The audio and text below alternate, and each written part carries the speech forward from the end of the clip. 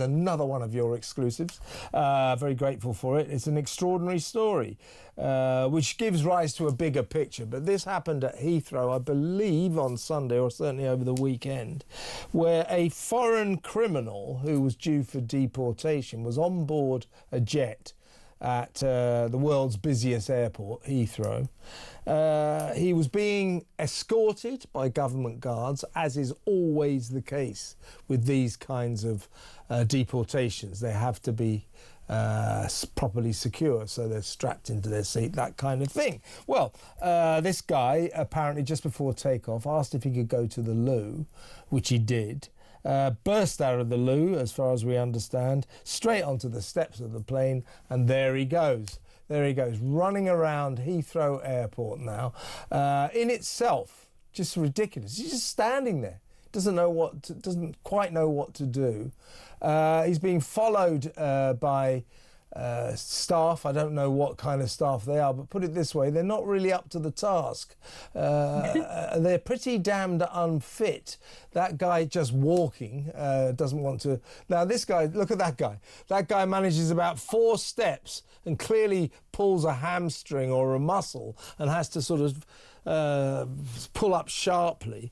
Meanwhile, the other people are so unfit that they have to keep stopping and walking, whereas this guy, for all his problems, is clearly in pretty good shape. So he's just running around. This is Heathrow Airport, for God's sake. He's running precariously close now to the runways. Look at that. Look how close he is. That van, thank God, chases him. Even then, he almost manages to get away. And I think what he decides at this point, when the van comes back, is he's never going to get away. So he just gives it up. They don't actually catch him per se. He just decides, oh, well, that's enough of this. Might as well give up the ghost. So there he goes. Off he goes there under arrest. Now, I don't know whether they put him back on the plane. If they didn't, they missed a trick. There's the cops there. Apparently there are some cops there. Here come the police to collect him. But this is like it's like almost a comedy film. This is a comedy of errors. First of all, Isabel, I know you've been doing research on this. What's the background story? What happened here? Talk us through it. I mean, this is an extraordinary illustration of incompetence in this government's much boasted about programme of deporting foreign criminals. I mean, they boast about how many thousands they're sending out of our country, the vast majority voluntarily. But this chap wasn't leaving voluntarily. He was being forcibly removed on a flight to India. And we know that he was likely to cause, or thought that he was likely to cause, trouble from the start, because you can see that he's wearing a black belt around his waist.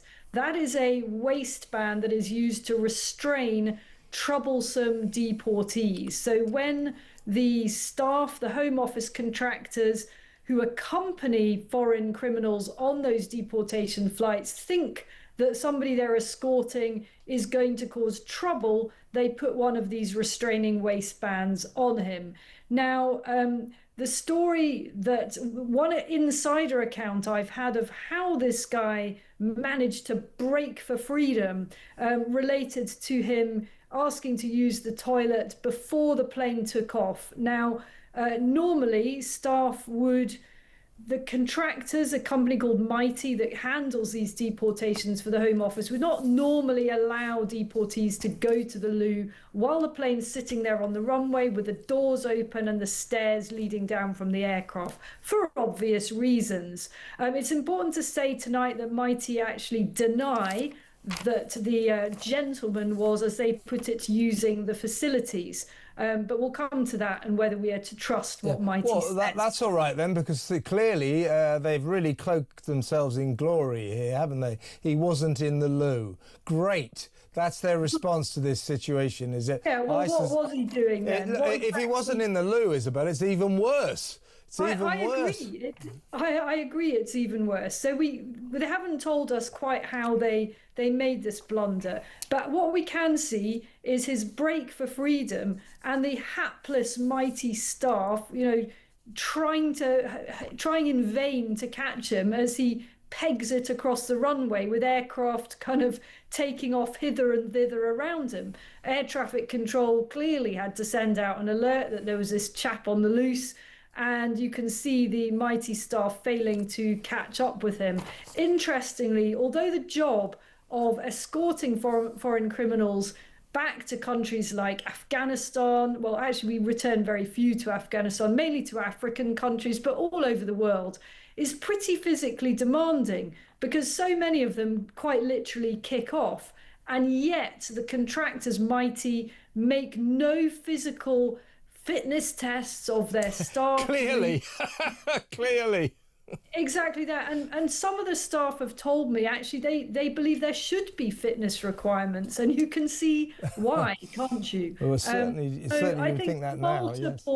Multiple questions to answer here. It's a massive blunder, very embarrassing for Mitie, and raises some serious security questions. It does. Let me give Mitie their right of reply. This is a Mitie spokesman. Well, first of all, they gave us background guidance, so I'm going to read it out of respect to them. Background guidance. It is incorrect that the individual was being escorted to the facilities when this occurred. That would be the loos. And our understanding is he wasn't being escorted there. He was in there, and then he burst out unnoticed, as it were. That was our understanding. They're saying that's not the case. OK, the exits, they carry on. The exits were not guarded as this was a commercial flight. Well, they're going to need to think about that going forward, aren't they? The individual displayed low-level disruptive behaviour, hence the restraint belt. As an investigation is ongoing, guess what? We cannot provide further details. Of course you can't. And here's Mitie's spokesperson's statement. An investigation into the incident is underway. The individual was quickly apprehended, reboarded the flight and was handed over to the relevant authorities on landing. Now, Isabel, I believe, to add to the madness of all of this, when you have a migrant on a flight, or sometimes you have flights actually full of deportees, you have to have an inordinate number of guards just to guard one of them, let alone an entire plane through. You know, it's like 3, 4, 5 per yes, migrant. Absolutely. When you had I remember not so long ago there was a plane full of migrants deportees that did take off, and it turned out that on the plane there were 300 people on the plane, but only about 120 of them were migrants. The rest of them were guards. That is the kind of ratio we're talking about. So it does beg the question, if there were 3, 4, 5 guards guarding this guy, how did he get off the plane? Well, precisely. That is exactly the question to ask. And yes, the ratio of so-called escorts to what I suspect they call clients is quite astonishing. I mean, these deportations are extraordinarily expensive for the taxpayer, and it's quite normal for there to be let me put it another way. It is very rare for there to be a plane load of foreign criminals being deported. It's usually 1 or maximum 2 on a flight, and they have massive numbers of taxpayer-funded staff that escort them there, and it's all about the health and safety and welfare of the so-called client rather than anything else. I mean, the people will probably agree with this. You know, these deportees are treated very, very well, and they can make life extremely difficult for the escorts that are accompanying them to all sorts of weird and wonderful countries all over the world. And it's a tough old job, that. But Mitie's record of how it treats the people that, you know, manfully do that job, and there are women who do it as well, I should add, they don't have a great record, Mitie, and I think they've got some serious questions to answer about the protocols that were breached here that allowed this guy to do a runner. Particularly as going forward, this narrative will revolve around Labour's new habit of seriously boasting about the number of deportations. It's more than ever before and all this kind of stuff. That is what it is, whilst they're completely failing on the migrant crisis at the Channel and indeed in other areas, the legal migrant crisis as well. They're trying now to say, oh, but look at the rate at which we're deporting undesirables. So there are 24,000 until for the year up to the 31st of March. Well, that's all very well, sounds all right, doesn't it? Until you take on board that's only 6,339 of that 24,000 were enforced returns. So this guy we're talking about there with his restraint, he was obviously an enforced return. So the other 18,000 or so were volunteers. And we know volunteer returnees, we tend to pay them money to go. Oh, 100%. You know, the vast majority of those who have been returned have done so because they've been bribed to go. That is the reality. They've been bribed literally thousands of pounds to leave the country. So instead of sending them packing with a flea in their ear, we send them packing with thousands of pounds in their pocket. And as for that other figure that you cited there, 6,000 or whatever, I have to say serious questions over whether that figure is credible either. Yeah, well, it's still a very, very low number, credible or not. I mean, 6,400 or less than that. Fewer than 6,400 have gone compulsorily.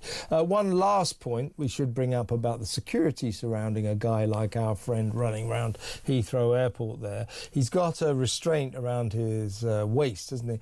But I gather, you know, for dangerous individuals, that, you know, you would think maybe handcuffs as well, but they're not. They're only allowed to use one form of restraint. So they don't like using handcuffs anymore, apparently. You know, that leads to complaints of excessive aggression and too many pain points. And in fact, those belts have a mechanism. Oh, hang on a second. I'm just reaching for the world's smallest violin. I know. But carry on. The belts do have a mechanism on them for restraining the hands as well. But clearly, you can see the guy's hands flapping around.